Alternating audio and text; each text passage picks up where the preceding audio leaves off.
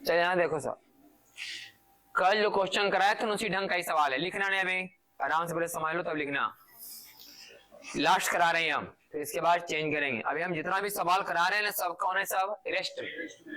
ये बड़ी रेस्ट में है कि चल रहा है? हाँ, दो दीवार के बीच में रख दिया गया ऐसे, है कि नहीं? मानो कि दो लकड़ी का फ्रेम है, ऐसे बना दिया गया, उसमें रख दिया गया एक ब्लॉक को, जिसका मास कई किलो है? m किलो है। अभी तक इसके पीछे जितने भी सवाल करें सब बड़ी क्या है? रेस्ट में। इन सवालों में आपसे क्या पूछा जाता है? इन सवालों में आपसे पूछा जाता है नॉर्मल एंड टेंशन। जितना भी सवाल इसके पहले अभी तक हम करवाए, Newton third law of motion से कराना स्टार्ट किए हैं, उसमें आपको यही निकाल के दिखा रहे हैं सब में, नॉर्मल और टेंशन, नॉर्मल और टेंशन, ये सवाल करा रहे हैं।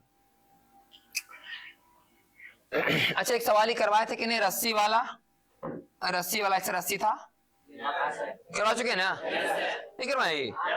3 रस्सी करवाएंगे नहीं? ठीक, चलो ध्यान दो इसमें। अब तो ये m किलोग्राम का ब्लॉक है, अल्फा और बीटा, ये सब एंगल आपको सब दिख रहा है। हमको बताना है, देखो इसका वजन तो ऐसे पड़ता होगा, कोई वजन तो पड़ता होगा, तो ये निकालना है कि ये कितना नॉर्मल दे रहा है और ये कितना नॉर्मल दे रहा है। जहां जहां कांटेक्ट होते हैं वहां कौन फोर्स काम करता है? Normal force. जहां जहां कांटेक्ट होता है वहां कौन फोर्स काम करता है? वही मेन रूप से हमको बताना है कि ये दीवार कितना नॉर्मल दे रहा है और वो दीवार कितना नॉर्मल दे रहा है। समझ आया कि नहीं? बना रहे इसका सोल्यूशन, देखो करते हैं। ध्यान सुनना, हम बना रहे हैं फ्री बॉडी डायग्राम। क्या बना रहे हैं हम?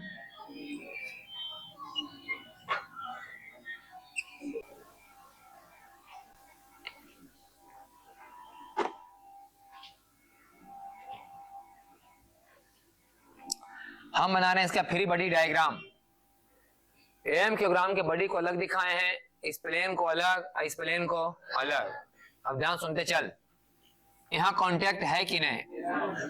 इसका मतलब है कि एक बल लगता होगा बॉल पर और एक बल लगता होगा इस दीवार पर, क्योंकि हमेशा कांटेक्ट में क्या होता है? पुश। कांटेक्ट में हमेशा क्या होता है? पुश, ऐसे बल लगता होगा। तो मान लो कि दीवार नंबर 1 के चलते इसका नाम रख दिए हम N1। क्या नाम रख दिए? N1।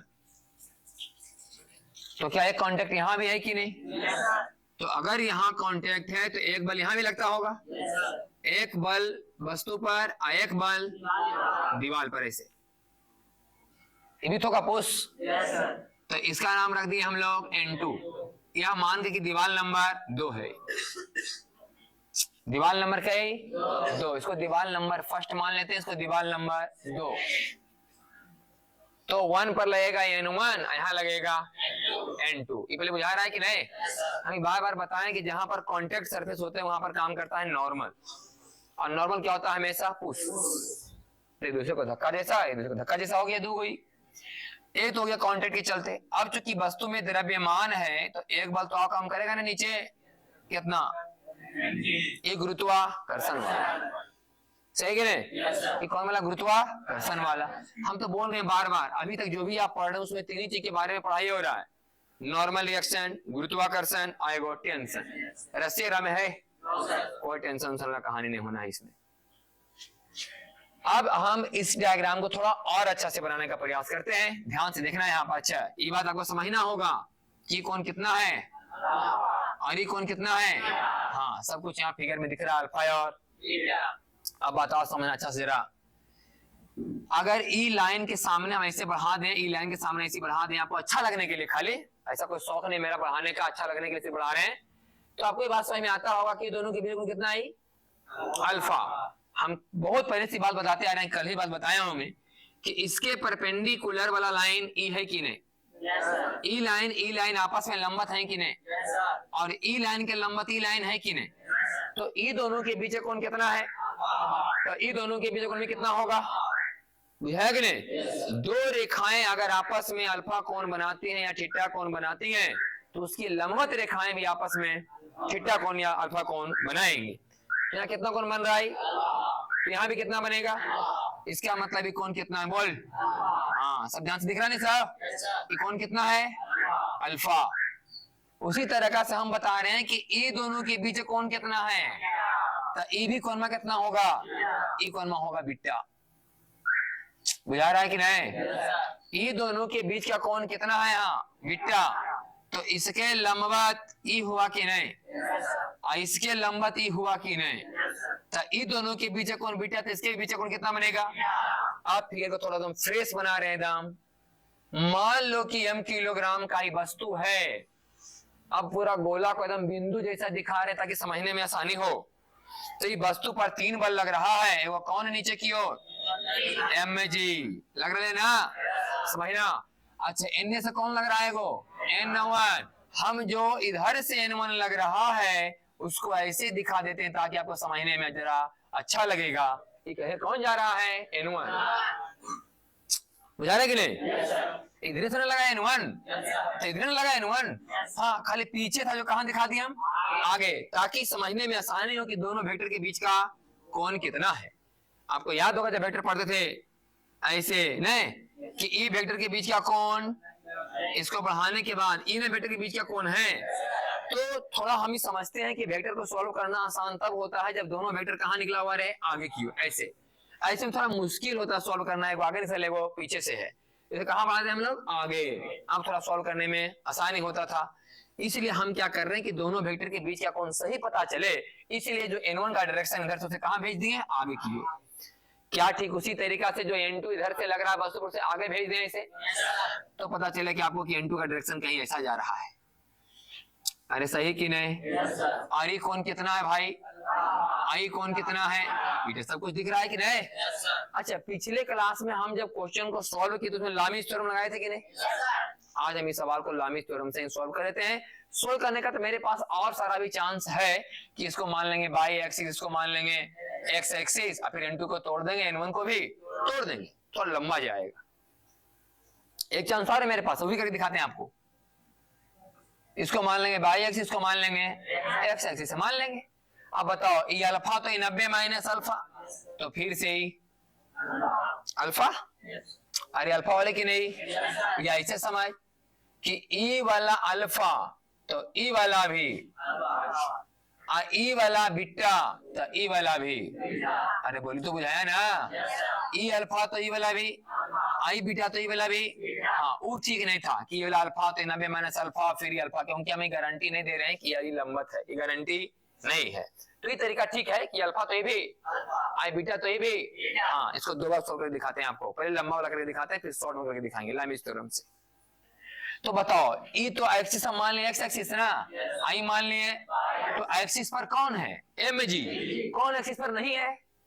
n1 और n2, n1 और। तो वेक्टर पढ़ते पढ़ते इस बात खूब समझाते थे कि जो एक्सिस पर तो क्या करो? तोड़ दो, और बोलो तोड़ने के बाद इधर n1 cos alpha, n1 sin alpha. अरे बोल सही कि नहीं? n1 cos अल्फा और n1 n2 को बोलो तो इधर n2 cos बीटा, अरे cos बीटा ना भाई, इधर n2 sin बीटा। सही कि नहीं? अच्छा ये बताओ m किलोग्राम का जो वस्तु जिसे माने हैं, गोला को जब वस्तु माने छोटा सा बिंदु जैसा दिखा रहे हैं, वो रेस्ट में है कि चल रहा है? इसका मतलब ये दोनों आपस में क्या होंगे? तो बताओ कितना होना चाहिए? n1 sin अल्फा बराबर n2 sin बीटा होना चाहिए कि नहीं होना चाहिए? n1 sin अल्फा बराबर n2 sin, और यहां से देखो तो n1 cos alpha plus n2 cos beta बराबर mg। अरे बोल, n1 cos alpha plus n2 cos beta बराबर mg। अब हमें दो समीकरण मिले हैं और दो मान निकालना है, n1 और n2। दो समीकरण हमें मिल गया है, हमें दो मान निकालना है, n1 और। ध्यान सुनना, हम क्या करते हैं कि यहां से n1 का मान निकाल लेते हैं। n1 बराबर लिखते हैं n2 sin बीटा बटे साइन, और यही n1 का मान यहाँ पर पुट कर देते हैं। सही कि नहीं? तो n1 का मान बोलो यहाँ से n2 sin बीटा बटे साइन अल्फा, आएगा cos अल्फा भी, cos प्लस n2 cos बराबर, अरे हुआ कि नहीं? क्या n2 यहाँ कॉमन हो जाएगा कि नहीं? अब n2 यहाँ कॉमन होगा तो बोलो क्या बचेगा? साइन बीटा cos अल्फा अब बटे sine alpha plus cos beta बराबर। देख समझ आया कि नहीं आई? तो लघुत्तम कितना होगा नीचे जी? साइन अल्फा, और लघुत्तम साइन अल्फा कहाँ चला जाएगा? उस तरफ ना, इन्हें ना जीते हैं तो बोलो भाई यहाँ सोल्व कर रहे हैं हम। तो N2 बराबर N2 बोलो mg गुना, अरे बोल mg गुना, अब बटे यहाँ बोल sine beta cos alpha, sine beta cos beta sine alpha. लघुत्तम लेना के बाद ये होने जीती यहाँ कॉस बीटा साइन अल्फा, इसलिए N2 बराबर आएगा mg साइन अल्फा बटे, अब तुम जानता होगा साइन ए गुना कॉस बी जोड़ cos A Guna sine B बराबर साइन ए प्लस बी। अरे बोल साइन सही कि नहीं? तो साइन अल्फा प्लस बीटा लिखो चाहे बीटा प्लस, अरे बात क्यों लिखे नहीं? इस तरह से हम किसका मान निकाल लिए N2 का। अब बताओ कि N1 निकल जाएगा कि नहीं? N1 बराबर N2 साइन बीटा बटे साइन अल्फा, मेरा में गुना कर दो साइन बीटा यार, अरे उसमें कितना गुना करेंगे साइन बीटा यार, तो साइन अल्फा से साइन अल्फा, तुम समझ लो कि N2 है ना लिखा होगा, आई साइन बीटा गुने साइन अल्फा, यहाँ गुना होगा साइन बीटा बटे तो साइन अल्फा, ऊपर में कौन बचेगा साइन, बुझा रहा कि नहीं? तो बोल कितना आएगा mg साइन बीटा बटे साइन अल्फा प्लस बीटा। इस तरह से मान आ जाएगा N2 का और N1 का। लंबा हो गया कि नहीं? अगर आप लामीज थ्योरम लगाते, कौन थ्योरम? Lami's theorem. एक लाइन में आंसर आता है, ध्यान सुनना। लामीज थ्योरम क्या कहता है, ध्यान सुनो, अलग से कर देते हैं। एक बल नीचे कितना लग रहा है mg, यहां दिखाते हैं एक बल कितना लगना चाहिए, ठीक भाई। इधर से कौन गया है N1 ने गया जी, इधर से कौन गया है N1, इधर से N2,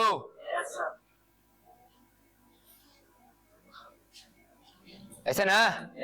अच्छा बताओ ई कौन कितना है, आई कौन बीटा, ठीक है भाई। तो अल्फा और बीटा,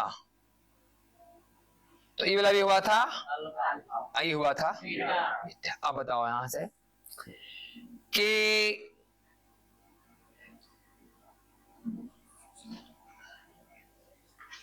अगर ये बीटा है, अगर ये कितना है तो कितना होगा 90 माइनस बीटा, अरे होते कि नहीं? अगर ये अल्फा और ये भी और ये बीटा तो ये भी, तो बताओ ये कितना होता है? या फिर ऐसे हम कर लें, डायरेक्ट कर सकते हैं हम। बताओ यहाँ N2 और mg, N2 और अच्छा बताओ mg के सामने कितना कौन बना, बताओ? अरे बना कि नहीं? उसी तरह से N1 के सामने ही कौन बना? अच्छा ई लाइन से लेके ई लाइन तक 80 ना होगा, अरे बोल ई लाइन से लेके ई लाइन कितना डिग्री, जकरा में बीटा घटाओ, अरे बुझाया कि नहीं? तो ई कोण कितना होगा, तो यहाँ से यहाँ 180 ना जी, ई लाइन से ई लाइन का डिग्री, जकरा में कितना घटे रहे बताओ बिला। ऐसे लाभ थ्योरम लगा है कि mg बटा, अरे बोल mg sine alpha plus beta, दिक्कत है क्या में mg बटा साइन अल्फा प्लस, हाँ ई वाला लेंगे साइन कौन वाले भी ना, mg बटा साइन अल्फा प्लस बराबर n1 बटा, अरे बोल n1 बटा साइन 180 माइनस बराबर n2 बटा साइन 180 माइनस, अगर तुम थोड़ा समझदार है तो बोलो साइन 180 माइनस बीटा बराबर साइन बीटा, अरे बोल साइन 180 माइनस बीटा बराबर साइन 180 माइनस अल्फा बराबर। तो ध्यान सुनना यार, क्या हम समझ गए कि n1 बराबर mg साइन बीटा बटे साइन अल्फा प्लस बीटा, अरे बोल n1 बराबर n1 गुने n1 साइन अल्फा प्लस बराबर mg गुने n1 गुने साइन अल्फा प्लस बीटा बराबर mg गुने, तो n1 बराबर mg साइन बीटा बटे, लेकिन है direct answer mg sign beta बटे साइन अल्फा प्लस बीटा। अब यहाँ यहाँ आ जाओ, यहाँ और यहाँ जाओ, तो n2 गुने साइन अल्फा प्लस बीटा बराबर mg गुने, तो n2 बराबर बोल mg साइन अल्फा बटे साइन अल्फा प्लस बीटा। एक नहीं आंसर? देख ले n1 n2 का मान आया कि नहीं आया। तो पहले लंबा मेथड कर लेना, बाद में थोड़ा एक मेथड से और कर लेना। इलास्टिक सवाल हम करा रहे हैं अभी, अब इसके बाद हम सवाल चेंज करेंगे। अभी तो जितना भी सवाल कराए ना सब में बड़ी क्या था, हम कुछ नहीं निकाल रहे थे, कोई आंसर नहीं निकाल रहे, हम खाली निकालते हैं नॉर्मल रिएक्शन, तो टेंशन। रस्सी वाला सवाल में टेंशन पूछते हैं और कॉन्टेक्ट वाला में नॉर्मल। एक दो सवाल ऐसा भी करवाए थे इसमें नॉर्मल भी था और टेंशन भी था, कराए थे नहीं सवाल? एक दो सवाल कराए इसमें नॉर्मल भी था और टेंशन था। ऐसा सवाल कराए थे, हमको याद है। यहाँ पर एक ब्लॉक था, ऐसे रस्सी था, ऐसे तना हुआ था, कराए थे कि नहीं भैया? नॉर्मल और टेंशन। इसलिए हम इस सवाल में हमेशा ही पूछ रहे हैं नॉर्मल और टेंशन। लिख लो ये, आगे कराएंगे दूसरा टॉपिक। अब लामिस थ्योरम में देखो क्या होता है, देखो यहाँ उसमें हम लोग बताते हैं ना कि मान लिया ए है कि नहीं, आई भी ए, अब बी का क्या होता था यहाँ बी, और सी कौन के सामने की भुजा सी, तो लिख ली ए बटा साइन ए बराबर बी बटा साइन बी बराबर सी बटा साइन, यही बोली। अब इस बात को ध्यान सुनना तुम पहले, तो एगो ए है, एगो बी, एगो है ना। तो मान लो कि ई वाला हुआ ए वाला, तो यहाँ खींचो एगो ए वाला, ए हुआ ही, इधर कौन जा रहा है, तो यहां से वो खींच लो ई बी वाला, ई वाला खींचे बी वाला, ई वाला वेक्टर बी, और ई वाला कौन है सी, तो यहाँ खींच लो सी, सी हो गया कि नहीं, ई वाला ए, ई वाला बी और ई वाला सी। अब बताओ ए जिधर जा रहा है अब बी है, इसके पीछे कौन बड़ा सी है कि नहीं, अरे ना सी बोले ए और बी, ए और तो इधर कौन है ए, इधर कौन है बी, समझना कि नहीं, इधर कौन जा रहा है ए, तो ई होले ना ए, आई कौन होले तो ई कौन मा कितना होले बताई 180 माइनस सी होले कि नहीं, 100 ई होले 180 माइनस सी, देखो हुआ कि नहीं भाई, देखिए इसी तो इसी होले ना, अरे कौन मा का नाम सी थी कितना होले, ये कितना होले, हाँ ए दने जार ले जे, अभी दने जार ले जे, अगर पीछे कौन कितना होले 180 माइनस सी, देखो लेकिन नहीं। उसी तरह से ए और बी वाला में 180 माइनस सी, तो बी और सी वाला में 180 माइनस ए, आई वाला में 180 माइनस, होले कि नहीं।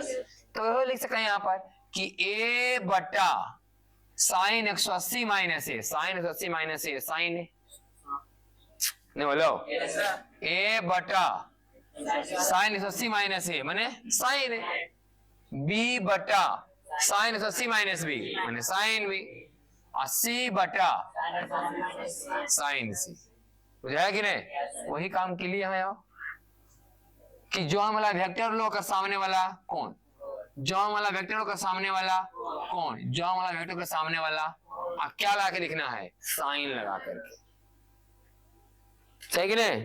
मैथ में करवाने थे एक बार, समझ आया कि नहीं, बिठाए था।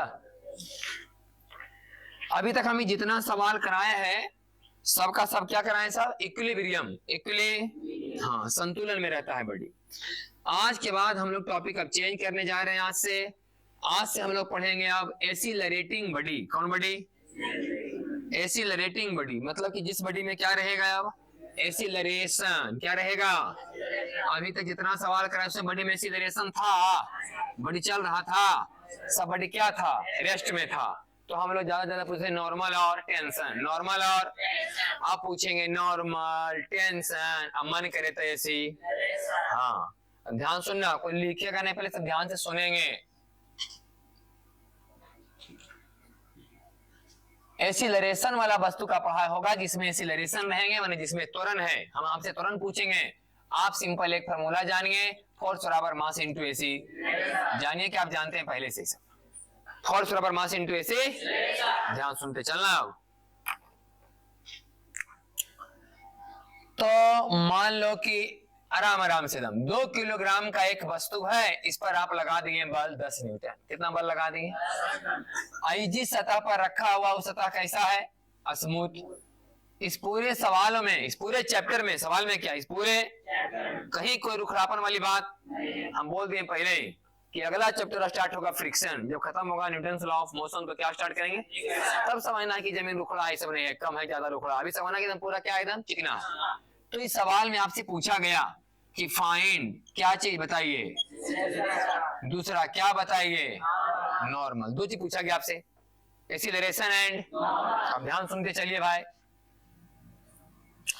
तो आपको भी सब बात का जानकारी है ये होगा कि 2 किलोग्राम का बॉडी है जी, इस पर गुरुत्वाकर्षण कितना बल लगाता होगा, बोलो। अरे बोलो, कई न्यूटन। एम का एम जी, एम का भार, एम किलोग्राम का वजन कितना होता है, एम जी। तो 2 किलोग्राम का 2 जी, और 2 जी का मान तो 10 कितना वाली 20। अरे हुआ कि नहीं, ये कौन बल हुआ, गुरुत्वा। हाँ, तो हम बता रहे हैं बार बार, हम हर एक बारी समझाते हैं कि पृथ्वी ने इसको नीचे खींचा और इसने पृथ्वी को ऊपर खींचा, लेकिन हम वाला बल दिखाते उखाते, क्योंकि पृथ्वी चले वाला थोड़े ना है, पहाड़ तो वस्तु का ना हो रहे है। अच्छा, दूसरी बात, चूंकि जमीन से कांटेक्ट है कि नहीं, ये तो कांटेक्ट रहे चाहे तो एमजी काम करवे करता है। और अगर आई जमीन है, ऐसे कांटेक्ट है कि नहीं इसका, है ना भाई, इससे मतलब जमीन धक्का देगा, है वो नॉर्मल ऊपर, एक नॉर्मल इस पर नीचे, ऐसे ना। ये किसके चलते, कांटेक्ट के चलते। ये नॉर्मल किसके चलते, किसके चलते, कांटेक्ट के चलते। आई गुरुत्वाकर्षण तो बिना कांटेक्टों का ना काम करा है। हाँ, वो तो कहीं वस्तु बात एमजी काम करवे करेगा।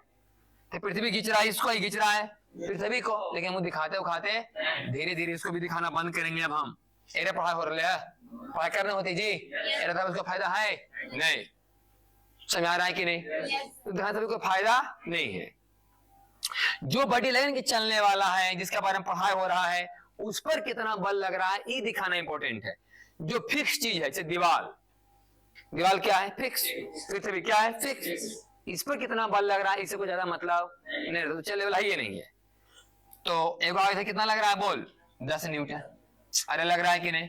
अब तुम बताओ, ये वस्तु आगे जाएगा कि ऊपर जाएगा कि नीचे जाएगा, आगे ना, ऊपर जाएगा, नीचे। इसका मतलब एन का मान कितना होगा, 20। बोल एन बराबर 20 न्यूटन, साफ साफ बोलो, एन बराबर 20 न्यूटन। ना वस्तु ऊपर जाएगा ना नीचे जाएगा, इसका मतलब है कि ऊपर नीचे वाला बल क्या है, बराबर है। और वस्तु कहां जा रहा है, लिख लो, फोर्स बराबर मास इनटू। आगे कौन लेके जा रहा है इसको, आगे कौन लेके जा रहा है इसको, सोचो बाद में नहीं बताता ना। आगे से कौन लेके जा रहा है, 10 ना, तो फोर्स बराबर मास इनटू ए बराबर बोल 5 मीटर पर सेकेंड। कितना आया नॉर्मल का मान, बोल ए का मान कितना आया, 5। सवाल समझ में आया कि नहीं, आसान सवाल है एकदम। सवाल के प्रैक्टिस से थ्योरी कंप्लीट होगा, बाकी तो थ्योरी इतनी, फोर्स बराबर मास इनटू एसी, बस बुझाया कि नहीं। अब मेन बात बताओ, ये का मान 5 मीटर पर सेकेंड स्क्वायर क्या कांस्टेंट है कि नहीं, अरे बोलो कांस्टेंट है कि नहीं। तो अगर कोई आपसे पूछ ले कि बताइए ये जो वस्तु है 5 सेकेंड में कितना चाल पकड़ लेगा, मैंने 5 सेकेंड के बाद इसका वेग क्या होगा, आप यहां से चाहे तो फार्मूला लगा सकते हैं, v बराबर u प्लस। समय दे रहे, वेलोसिटी पूछे कहीं ना लगाना पड़ता है, हाँ तुरंत पता चलिए गया है आपको। हम बता रहे हैं, सवाल यहां भी घुसा सकता है आपको कि ये निकलवा लेगा, फिर आप ही से पूछेगा बताओ कि 5 सेकेंड में इसका वेग क्या हो जाएगा, लगा देना फार्मूला v बराबर u प्लस। बताइए कि 5 सेकेंड में कितना दूर चला जाएगा, कौन लगेगा, हाँ टाइम दे ले, पूछा जा रहा है s, बताते ना फार्मूला कैसे पता है कौन लगाना है, यहाँ देखना होता है। 5 सेकेंड में कितना दूर जाएगा, समय के साथ दूरी पूछ रहा है, लगाएंगे। बोले 200 मीटर दूर जाते जाते कितना चाल पकड़ लेगा, v स्क्वायर बराबर u स्क्वायर प्लस 2a। अरे 500 मीटर दूर जाते जाते कितना वेलोसिटी पकड़ लेगा, ये लगे भी ना, हाँ 5वां सेकेंड, 8वां सेकेंड, 10वां सेकेंड कितना जाएगा, उसका फार्मूला अलग लिखावल है, u plus a into T minus half. अरे बोल u plus a into T minus 5वां सेकेंड, 3वां सेकेंड का फॉर्मूला है नहीं भाई, मोस्टली स्टडी में पढ़ाई हो चुका है ये सब बात। अब ये सब सवाल अगर पूछ दे तो कोई दिक्कत, खाली एक का मान पता होना चाहिए, कब कौन फॉर्मूला लगाना आपको बता ही दिए हैं। 5 सेकेंड में कितना जाएगा, 5वां सेकेंड कितना जाएगा? 500 मीटर दूर जाने के बाद वेलोसिटी क्या हो जाएगा? 5 सेकेंड के बाद वेलोसिटी क्या हो जाएगा? समझ आया कि नहीं? बताएं, सिर्फ हम क्वेश्चन बढ़ा नहीं रहे हैं, बताएं कि सब काम कर सकते हैं। अगला सवाल देखिए, यही 2 किलोग्राम का बॉडी पर हमने बल लगा दिया कई न्यूटन? 10 न्यूटन। और ये कई डिग्री पर लगाया हमने? 37 डिग्री पर लगा दिया। फिर से सवाल आपका वही पूछा जा रहा है कि फाइंड एसी और दूसरा नॉर्मल। कॉन्टेक्ट है कि नहीं? बस पूछा जा रहा है। Find AC direction and normal, find AC direction and normal. सुनो आज सॉल्व करते हैं हम लोग। 2 किलोग्राम का नीचे बोलिए, बोलो बोलो। तुम बोलेगा तो सीखेगा, हमने लिखने के बाद पीछे से बोलना, ये कोई पढ़ाई वाला बात नहीं। वो तो हम बोल दे पीछे बार रिपीट के तो कोई करेगा वो तो। वो कितना? 20 न्यूटन। सही कि नहीं? 2 किलोग्राम के वस्तु का वजन कितना होगा? 20 न्यूटन। ये पृथ्वी लगाया जो, ये तो गुरुत्वाकर्षण चलते ना, वो कौन? कांटेक्ट के चलते। कौन वाला? नॉर्मल। जमीन पर भी नॉर्मल लगाते कि नहीं?